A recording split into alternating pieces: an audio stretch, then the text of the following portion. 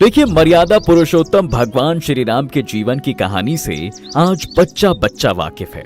बचपन में या फिर लॉकडाउन में आपने रामायण तो जरूर देखी होगी। रामायण के लास्ट में हमें देखने को मिलता है कि भगवान राम जल समाधि के बाद गरुड़ पर सवार होकर बैकुंठ के लिए निकल जाते हैं। लेकिन इसके बाद अयोध्या और अयोध्या वासियों का क्या हुआ, ये किसी को पता हो या ना पता हो, लेकिन भैया अयोध्या में राम मंदिर बनकर तैयार हो चुका है, जिसका उद्घाटन 22 जनवरी 2024 को होने वाला है। ये आपको जरूर पता होगा।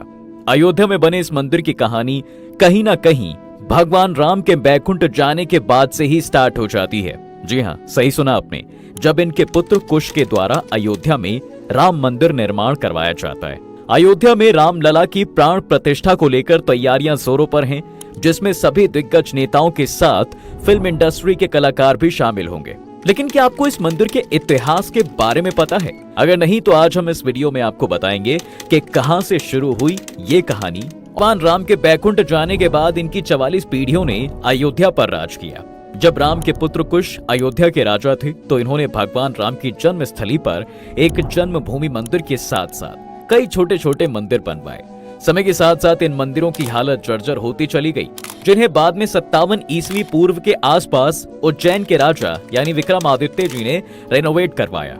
लेकिन अप्रैल 1526 में बाबर के भारत आने के बाद मुगल शासन की शुरुआत होती है। 1528 से 29 में बाबर अयोध्या जाता है तो अपने सेनापति मीर बाकी से मंदिरों को तोड़कर मस्जिद बनवाने का आदेश दे देता है। तो मीर बाकी मंदिरों को तोड़कर मस्जिद बनवा देता है और हिंदुओं के अंदर आने पर रोक लगा देता है। और फिर लगभग 190 साल बाद यानी 1717 ई में आमेर के राजा जयसिंह द्वितीय मस्जिद के बाहर जमीन देखकर आंगन में एक चबूतरा बनवाते हैं, जहां पर रामलला की मूर्ति को स्थापित किया जाता है। अब यहाँ होता क्या है कि मस्जिद के अंदर तो मुस्लिम नमाज करते थे, जबकि बाहर चबूतरे पर हिंदू भगवान राम की पूजा किया करते थे। ऐसा कई सालों तक चलता रहा और फिर 1853 में भारत के 14 सांप्रदायिक अखाड़ों में से एक निर्मोही अखाड़ा ने क्लेम किया कि इस मस्जिद की जगह पर राम मंदिर था, जिसको बाबर के समय में तोड़कर मस्जिद बना दी गई थी। अब हम यहाँ पर फिर से राम मंदिर बनाएंगे। मुसलमानों के द्वारा इसका विरोध किया जाता है और फिर यहीं से हिंदू और मुसलमानों के बीच में लड़ाई शुरू हो जाती है। कई जगह पर दंगे होते हैं। इन दंगों को रोकने के लिए 1859 में ब्रिटिश सरकार चबूतरा और मस्जिद के बीच में एक फेंसिंग करवा देती है, जिससे ये मामला कुछ सालों के लिए तो सुलझ जाता है। अब होता क्या है कि 1885 में निर्माही अखाड़ा के महंत यानी रघुबर दास फैजाबाद डिस्ट्रिक्ट कोर्ट में राम चबूतरे पर छतरी बनाने के लिए अपील करते हैं, लेकिन उनकी अपील को खारिज कर दिया जाता है। अपील के खारिज होने से हिंदू कम्युनिटी में रोष की स्थिति पैदा हो जाती है और जगह जगह हिंसा शुरू हो जाती है। इस हिंसा में मस्जिद और राम चबूतरे के बीच बनी फेंसिंग के साथ साथ मस्जिद की दीवार को तोड़ दिया जाता है। ब्रिटिश सरकार द्वारा दीवार को फिर से बनवाने के साथ एक रूल बनता है कि मस्जिद को केवल जुम्मे की नमाज के लिए ही खोला जाएगा और फिर भारत देश के आजाद होने तक यही व्यवस्था जो है चलती रही थी। लेकिन आजादी के 2 साल बाद यानी 23 दिसंबर 1949 को सुबह होते ही हिंदू समुदाय द्वारा मस्जिद के अंदर घंटियों और शंखों की आवाज के साथ पूजा की जाती है, जिससे भीड़ एकत्र हो जाती है। हिंदुओं की भीड़ पूजा करने के लिए तो मुसलमानों की भीड़ इसका विरोध करने के लिए एकजुट हो जाती है और फिर से एक बार विद्रोह की सिचुएशन बन जाती है। अब देखिए, इतनी भीड़ में पुलिस भी कुछ नहीं कर सकती थी, तो वहां के डिस्ट्रिक्ट मजिस्ट्रेट के नायर इसकी जानकारी प्राइम मिनिस्टर ऑफिस को दे देते हैं। जब ये मामला दिल्ली पहुंचता है तो इस समय प्रधानमंत्री जवाहरलाल नेहरू थे। नेहरू जी पीएमओ ऑफिस से के नायर को एक आदेश पारित करके कहते हैं कि जबरदस्ती करके किसी चीज को हथियाना गलत है। मूर्ति को तुरंत मस्जिद से निकालकर बाहर किया जाना चाहिए। इसके जवाब में के नायर पीएम को एक लेटर लिखकर कहते हैं कि यहाँ की सिचुएशन को देखते हुए मूर्ति को किसी भी हालत में बाहर नहीं निकाला जा सकता, क्योंकि यहाँ के पुजारियों का मानना है कि बिना पूजा हवन किए मूर्ति को वहां से उठाया तो पाप लगेगा। अब पीएमओ की तरफ से के नायर के पास एक रिप्लाई आता है कि आपको जो आदेश दिया गया है उसका पालन कीजिए और मूर्ति को बाहर निकालिए। तो इस आदेश के जवाब में के नायर पीएमओ को 2 सुझाव लिखकर भेजते हैं। पहला तो ये कि यहाँ पर सिचुएशन आउट ऑफ कंट्रोल है। मस्जिद की सुरक्षा और लोगों की भीड़ को देखते हुए मस्जिद के बाहर एक जालीनुमा गेट लगाना होगा, जिससे मस्जिद को कोई नुकसान नहीं होगा और सभी लोग बाहर से दर्शन कर पाएंगे। और दूसरा ये कि इस मामले को कोर्ट को सौंप देना चाहिए, जिससे कोर्ट का मामला आने तक सब लोग शांत रहेंगे। अब इन सुझावों के साथ ही के नायर ने अपना रिजाइन भी दे दिया। इनके रेजिग्नेशन को तो स्वीकार नहीं किया गया, लेकिन पीएमओ को उनके सुझाव बहुत पसंद आए। ये मामला कोर्ट में चला जाता है और इस तरह रामलला की मूर्ति मंदिर में ही रहती है।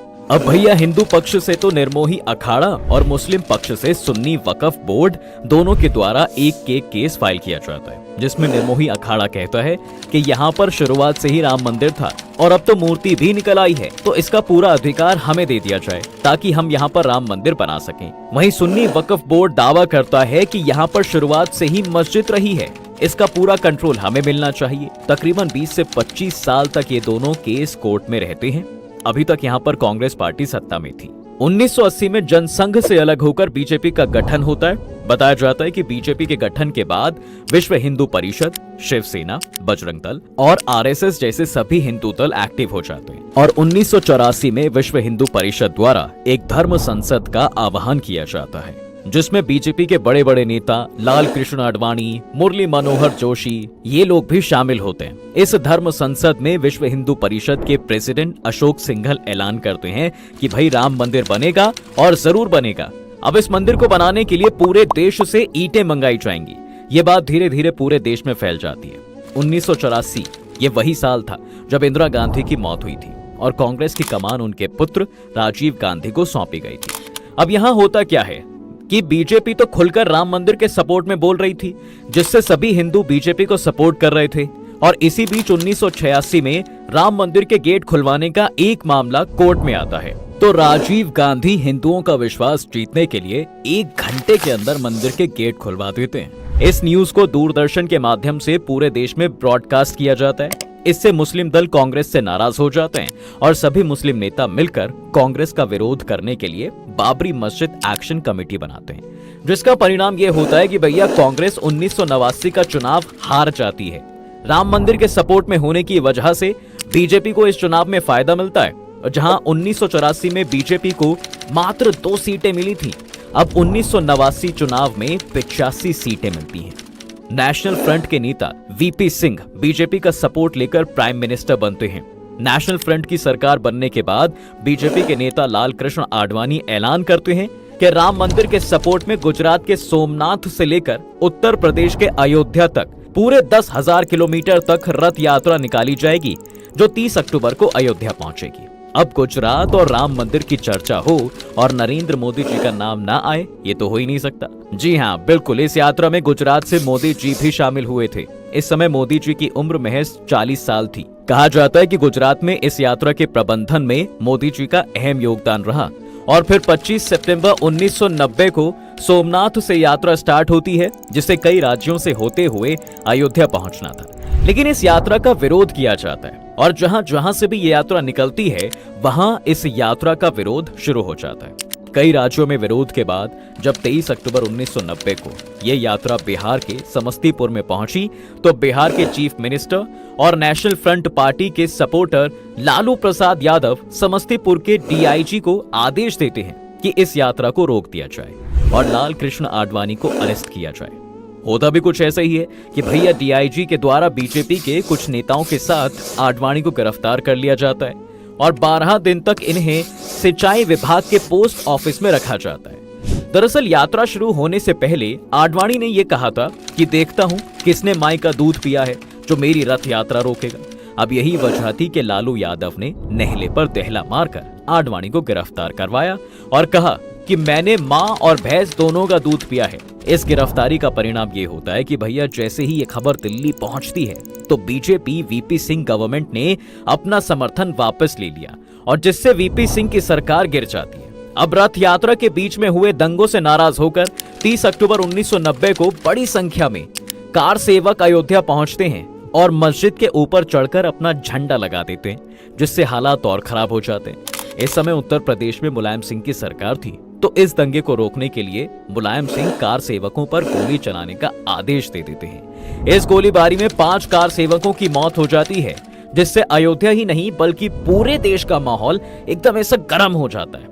उमा भारती, अशोक सिंघल और स्वामी वामदेवी जैसे बड़े हिंदूवादी नेता अलग अलग दिशाओं से 5-5 हजार कार सेवकों के साथ गुस्से से भरे हुए हनुमानगढ़ी की ओर बढ़ते हैं। गुस्साई हुई भीड़ को देखकर पुलिस फायरिंग शुरू कर देती है, जिसमें कई कार सेवक मारे जाते हैं और फिर इनकी लाशों को रखकर विरोध प्रदर्शन किया जाता है और मुलायम सिंह यादव को मुल्ला मुलायम का टाइटल दे दिया जाता है। और इसी का परिणाम था कि भैया 1991 के चुनाव में मुलायम सिंह को हार का सामना करना पड़ता है और उत्तर प्रदेश में बीजेपी सरकार के मुख्यमंत्री बनते हैं कल्याण सिंह। लेकिन 1991 में राजीव गांधी की मौत होने की वजह से लोगों की सहानुभूति कांग्रेस को मिलती है, जिससे सेंटर में कांग्रेस की सरकार बनती है और प्राइम मिनिस्टर बनते हैं पीवी नरसिम्हा राव। यूपी में बीजेपी की सरकार बनने के बाद 10 जनवरी 1991 को अयोध्या के पुजारियों की सहमति से 2.77 एकड़ भूमि जन्मभूमि न्याय ट्रस्ट को दे दी जाती है। ये ट्रस्ट राम मंदिर के लिए जगह बनाने के लिए कंस्ट्रक्शन चालू कर देता है,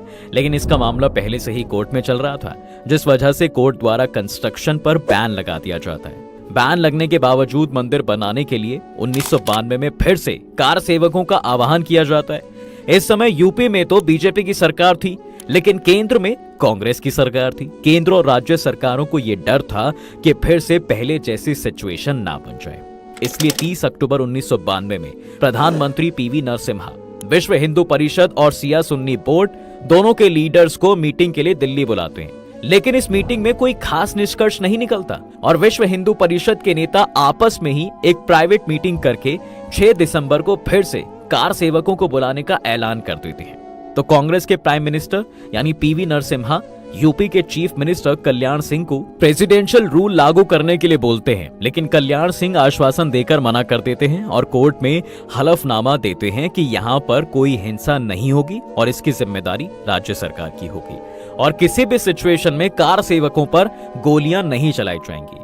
अब देखिए 6 दिसंबर 1992 को 2 लाख से ज्यादा कार सेवक अयोध्या पहुंचे थे।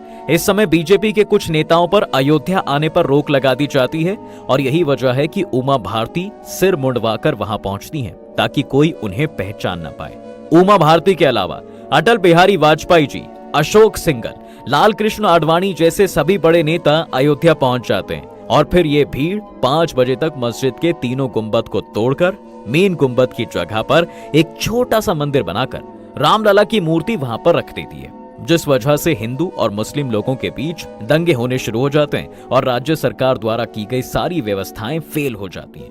हजारों की संख्या में लोगों की मौत होती है और सेंट्रल गवर्नमेंट द्वारा यूपी में प्रेसिडेंशियल रूल लागू कर दिया जाता है, जिसके बाद कल्याण सिंह मुख्यमंत्री पद से अपना इस्तीफा देते हैं। ये मुद्दा इंडिया तक ही सीमित नहीं रहता, बल्कि इसके विरोध में पाकिस्तान और बांग्लादेश में हिंदुओं की दुकानें जलाई जाती हैं, उन्हें लाठियों से मारा जाता है और कई हिंदू मंदिर तोड़ भी दिए जाते हैं। अब जब 2001 में बीजेपी पार्टी से अटल बिहारी वाजपेयी की सरकार बनती है, तो विश्व हिंदू परिषद द्वारा सेंट्रल गवर्नमेंट को बोला जाता है कि अयोध्या में राम मंदिर बनाने का काम शुरू करवाओ और अगर सरकार से नहीं हो रहा है तो हमें बता दो, फिर हम मंदिर बनवाएंगे। अब जब सरकार की तरफ से कोई प्रतिक्रिया नहीं मिलती तो भैया 15 अक्टूबर 2002 में विश्व हिंदू परिषद सैकड़ों कार्यकर्ताओं को बुलाकर मंदिर का निर्माण शुरू कर देती है।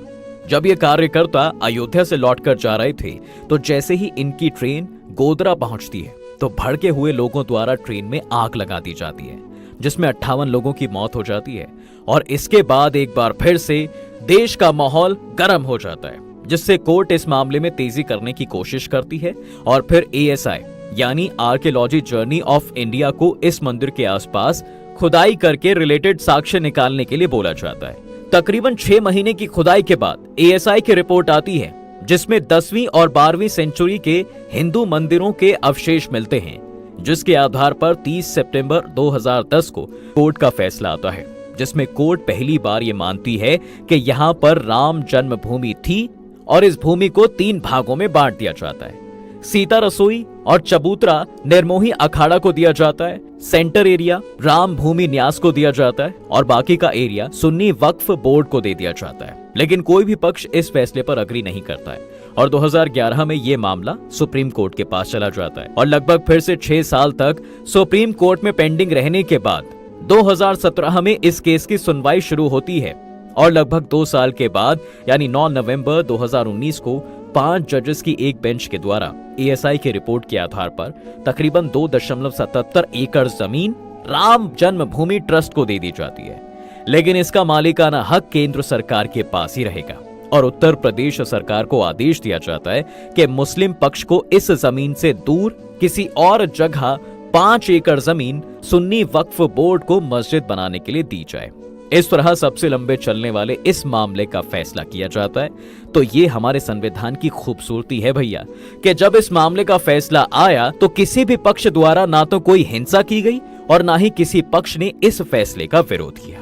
और फिर 5 अगस्त 2020 को प्रधानमंत्री नरेंद्र मोदी अयोध्या पहुंचकर मंदिर का शिलान्यास करते हैं, जिसके बाद मंदिर बनना शुरू हो जाता है। खैर, अब वो समय आ गया है कि जब अयोध्या में रामलला विराजमान होंगे और इसके लिए 22 जनवरी 2024 का समय निर्धारित किया गया है। रामलला की प्राण प्रतिष्ठा में शामिल होने के लिए प्रधानमंत्री मोदी सहित अरुण गोविल, अमिताभ बच्चन, अक्षय कुमार, अनुपम खेर, माधुरी दीक्षित, रजनीकांत जैसे कई कलाकारों को इनविटेशन भेजा गया है। आज की वीडियो में फिलहाल बस इतना ही।